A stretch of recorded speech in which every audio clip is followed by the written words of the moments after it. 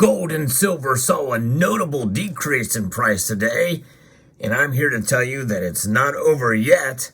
Let's explore.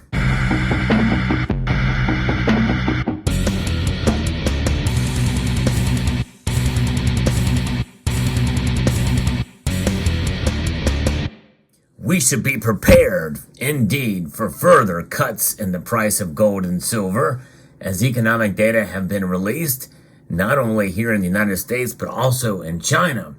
And that is going to bolster the dollar and less likelihood that the Federal Reserve is going to cut rates anytime soon.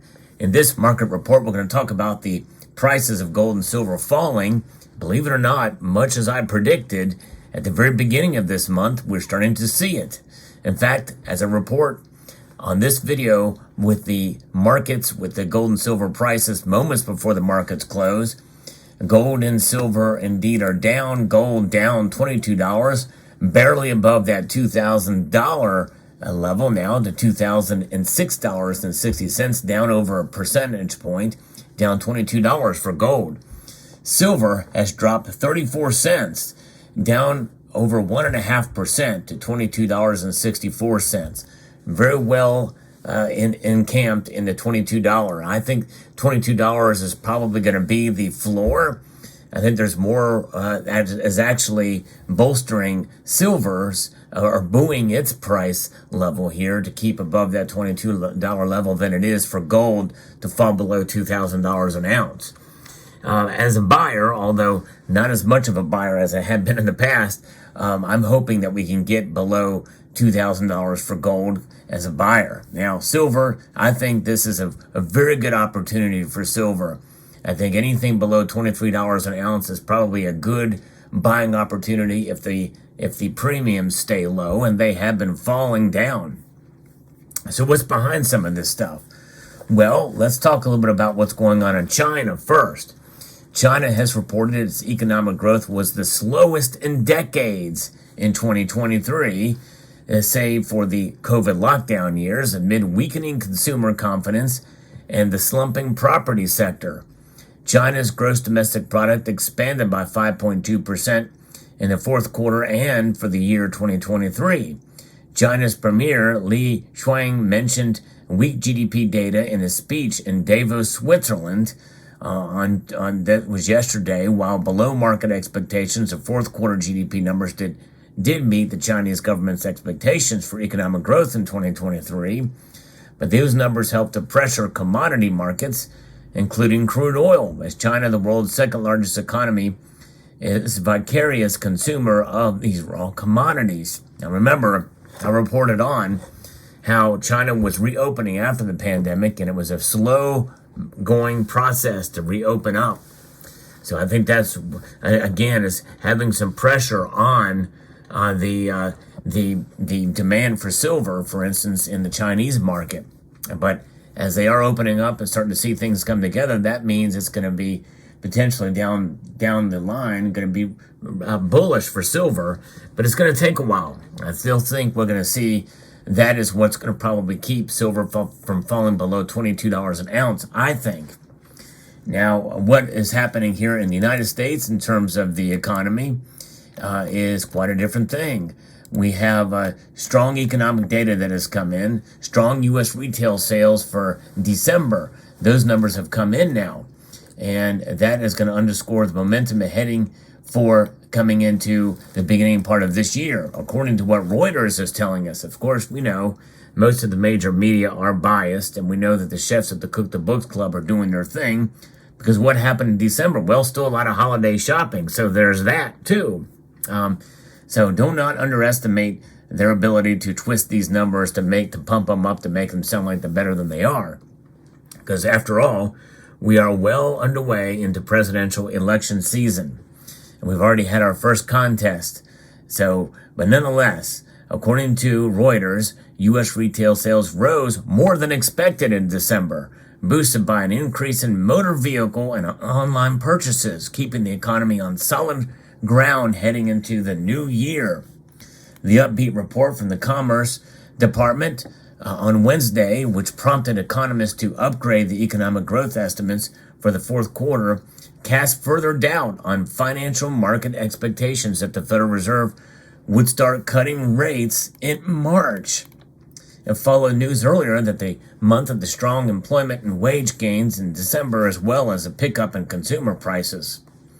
Federal Governor Christopher Waller described the economy as doing well, which he said was giving the U.S. Central Bank the flexibility to move carefully and methodically on monetary policy.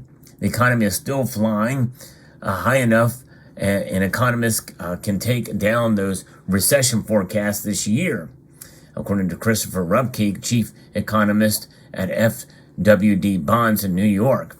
So again, that's data that they're interpreting that way. If we look at the Fed Watch tool, it was at 70% chance that they would lower rates just a couple days ago. Now it's at 57.6% chance that they're going to lower rates in March. I don't think they're going to lower rates. I think more data are going to come out or be, filleted about and cooked up by the chefs at the Cook the Books Club to make things look good as we head into this election season. I think we're going to probably continue to see some numbers until, they can't deny what's going on in the economy. The economy is not as healthy as they would like us to believe it is. Remember, some of these employment numbers were mismanaged, mishandled, and the revised downward for the employment. But nonetheless, I think this is an idea that if they get more of this narrative going out for the current administration, that's going to make them look good and their opponents look bad, which is really what they want. But nonetheless, that will go on at least until it doesn't. But that is having an impact. It is having an impact on the price of gold and silver, and it is also having an impact on the dollar index as well. And the dollar index is indeed up right now to 103.38, and it's interesting because the Dow Jones Industrial and the S&P 500 are down. So that's kind of interesting to see that kind of thing happen. So the markets are not reacting in that area. And we know the commodities are hurting all around generally. Say for uranium, it's up, and lead is up. Aluminum is only slightly up. But nonetheless, the precious metal space and the complex is down. Now, and it's not going to be over yet. I think we're going to continue to see these reports probably even through March. We're going to see positive reports until they can't hide it much longer. And that may happen maybe in the summer. We'll see. We'll see how this plays out. But nonetheless, they're flying high off the Christmas season and with vehicle sales. And of course, we know there's also more government tax incentives for electric vehicle purchases. And I think people are taking advantage of those and other areas. But nonetheless, notwithstanding, the economy certainly is struggling, and especially when we have inflation rearing its ugly head continuing. Remember, inflation was ticked up, and not a lot of people are talking about it. This has ticked up to 3.4% year over year, up from 3.1%. No matter how you do the math with the numbers with producer price index and the like, which they say those numbers have gone down below expectations, but they're still up. And these other factors that are coming into play with gas prices going down, but inflation is going up. Something doesn't make sense there, but they're interpreting the data in such a way to make it look good. And that's going to put pressure on gold and silver. Now, do I think that gold and silver should be higher? Yes, especially in inflationary times, especially silver should be. Gold is really near its all-time high nominally, but not adjusted for inflation yet. So we just have to we have to wade our way through these waters of really a lot of numbers that are coming out that really don't tell us a whole lot really about what's going on in the economy, in the Main Street economy, and that's where we want to look. And the Dow Jones Industrial Average and the S&P are being down today. Maybe that gives an indication that the overall market is not buying some of these numbers. I don't know. But nonetheless, it's fascinating to see what moves gold and silver prices. And how we should interpret these data and these falling prices. I think that what it is another move, and some of these moves, as I predicted earlier, we're going to continue to see this kind of activity happen. But these are just numbers; these are just dollars on a screen, essentially. Now, obviously, if you have to sell your gold and silver, it's going to have a direct and massive impact, especially if you're taking a loss. My suggestion is to hold on, at the very best, hold on to your gold and silver. If you have to sell, then you're going to lose probably, depending on how and when you bought your gold and silver. The idea is to have enough of these in reserves so you don't have to sell. You use these for the emergency purchases that you need to make. And remember that things will come around, and that's what usually happens. And so we have to weather these storms for gold and silver prices. And we have to think, and we should really be thinking in terms of ounces as opposed to the price anyway.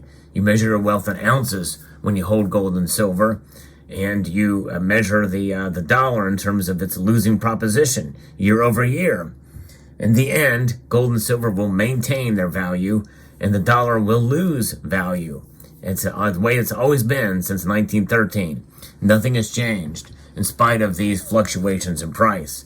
So there you have it. There's your market report for today. I hope you found this video informative, insightful, and educational.